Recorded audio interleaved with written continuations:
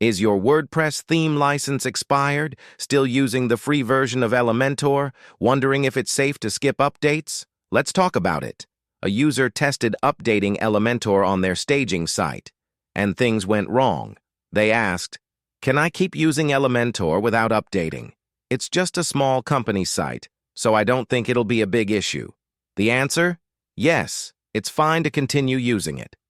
You just won't get the new features, but the site will still work fine. But here's what you need to remember.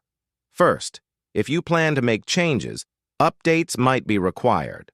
Second, if you're using a version with security vulnerabilities, you must update. And that's it.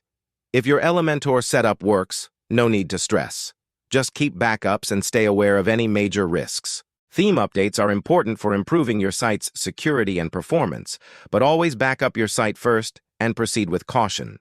If you're prepared to quickly restore your site in case something goes wrong, you can update with peace of mind.